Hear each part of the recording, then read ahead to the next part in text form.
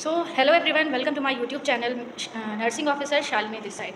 तो आज मैं आ गई हूँ एक नए टॉपिक के साथ, और ये टॉपिक भी सजेस्टेड है हमारे एक सब्सक्राइबर के थ्रू। वो जानना चाह रहे थे कि वो नॉर्सेट की प्रिपरेशन और बीएससी नर्सिंग फर्स्ट ईयर में है। उन्होंने अपना स्कूलिंग जो है वो हिंदी मीडियम से कंप्लीट किया है, और वो क्या करना चाहते हैं, नॉर्सेट की प्रिपरेशन करना चाहते हैं। तो उनके मन में कहीं ना कहीं डाउट था कि जो है मतलब अगर ये उनके लिए कहीं ना कहीं Hindi medium as a Hindi medium student, क्योंकि वो हमेशा से रहे हैं, नॉर्सेट की प्रिपरेशन कर पाएंगे कि नहीं, या ये चीज़ उनके लिए ज़्यादा टफ होगी या ऐसा कुछ। तो मैं आपको बस इतना बताना चाहूँगी कि English is just a language. और दूसरी बात यह है कि ये क्वेश्चन जो उन्होंने मुझसे पूछा, एक ऐसे मतलब कह सकते हैं कि एक बहुत ही सही टाइम पर पूछा, क्योंकि ग्रेजुएशन फर्स्ट ईयर में गए हैं अभी वो। तो बात अगर हम करें तो कहीं ना कहीं अगर फर्स्ट ईयर से ही उन्होंने स्टार्ट, आपके पास इंग्लिश मीडियम्स की बुक आएंगी, आई नो, और थोड़ा सा कहीं ना कहीं आपको प्रॉब्लम होगी। और दूसरा, आपको थोड़ी बाकी स्टूडेंट से ज़्यादा मेहनत करनी पड़ सकती है।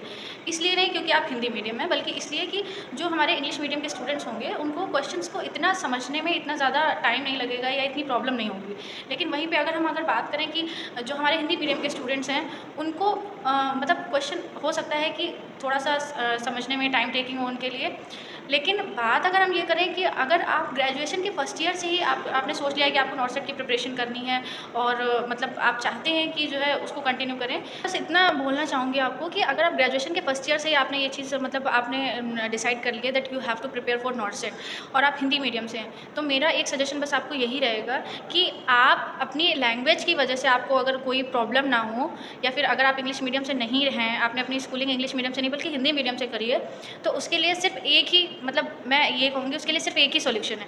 आप फर्स्ट ईयर में हो, आपने अपना मतलब ग्रेजुएशन स्टार्ट किया है, आप हमारी बुक्स हैं ग्रेजुएशन की, एनाटमी, फिजियोलॉजी, जितनी भी मतलब हर सब्जेक्ट की, तो आपको क्या करना है, उन बुक्स को जितना ज़्यादा हो सके उसको रीड करिए, है ना। आप जितना ज़्यादा रीड करेंगे आप उतना ज़्यादा उसको समझना स्टार्ट करेंगे, है ना।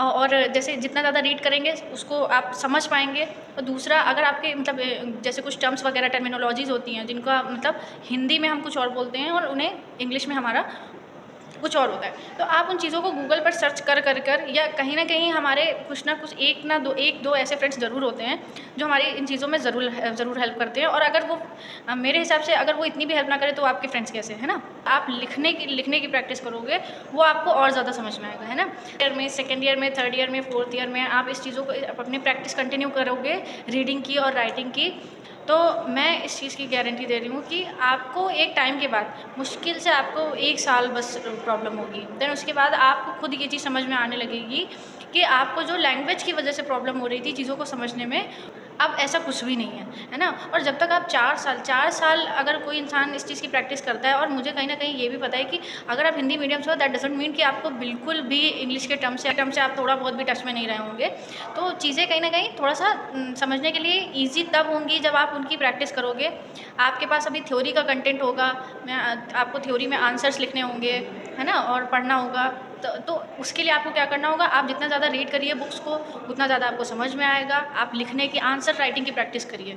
आंसर राइटिंग की प्रैक्टिस करने से आपकी जो ग्रामेटिकल मिस्टेक्स होंगी आप उनको सही कर पाओगे, और साथ साथ आप जब प्रैक्टिस करते जाओगे कंटिन्यू, तो एक टाइम आएगा आपको क्वेश्चंस जो है ईजिली समझ में आने लगेंगे, और लैंग्वेज की वजह से आपको कोई बैरियर नहीं फील होगा। और दूसरी मेरी बात यह है कि कोई भी चीज़ इतनी टफ नहीं होती है कि आप इतने साल प्रैक्टिस करो तो वो आपको आए ना। और मेरे हिसाब से अगर आप मतलब अगर आपने चूज़ किया बीएससी नर्सिंग, एक ऐसा टफ कोर्स चूज़ किया है कंटिन्यू करने के लिए, तो कहीं ना कहीं आप हार्ड वर्किंग होंगे, और अपनी उस चीज़ को कंटिन्यू करिए। और अगर आपने उस एक नॉर्सेट का, एक एम्स का सपना देखा है, तो मेरे हिसाब से आप उस लेवल की अपनी प्रिपरेशन भी करेंगे।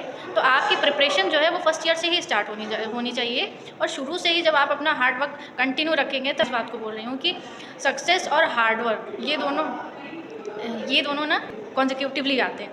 अगर आपने हार्ड वर्क किया, देन मे भी हो सकता है कि आपको थोड़ा सा लेट हो या फिर थोड़ा टाइम लगे, पर आपकी सक्सेस को कोई नहीं रोक सकता। तो मेरे हिसाब से ये है कि आप लगे रहिए, मेहनत करते रहिए, अपनी प्रैक्टिस को कंटिन्यू रखिए। ऐसा ज़रूर होगा कि आपने जिस चीज़ का सपना देखा है वो ज़रूर पूरा होगा। अपनी मेहनत को जारी रखिए।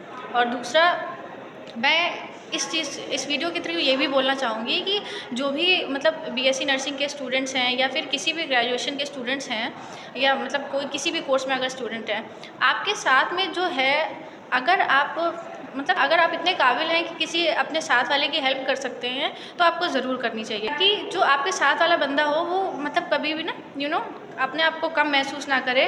और आपके साथ वाले में, मैं ये नहीं कह रही कि आप हर किसी की मदद करिए, मैं बस इतना कह रही हूँ कि आपके साथ आपके आसपास जो लोग हैं, अगर उन्हें ऐसी कुछ इशू आ रही है और आप उस चीज़ को मतलब समझने में या पढ़ने में कैपेबल हैं, तो ज़रूर दूसरे की हेल्प करिए। क्योंकि अगर मतलब आप जितना चीज़ों को दूसरों को समझाएंगे, मैं यही चीज़ जो है not only it's related to English और हिंदी मीडियम, मैं ये बोलूँ कि आपको अगर एक पर्टिकुलर टॉपिक भी बहुत अच्छे से आता है, तो मेरा कहने का मतलब ये है कि आप उसको दूसरों को जितना ज़्यादा हो सके पढ़ाइए, बताइए, समझाइए, जिसे नहीं समझ में आ रहा है ना? तो आपको ही वो चीज़ें और क्लियर होंगी, और आप भी मतलब किसी की अगर हेल्प करेंगे तो कहीं ना कहीं आपको भी कुछ ना कुछ एक अच्छी फीलिंग आएगी। तो मेहनत करते रहिए और प्रैक्टिस करते रहिए और अपने साथ वालों को अपने साथ लेकर चलिए। So that's it for the today's video.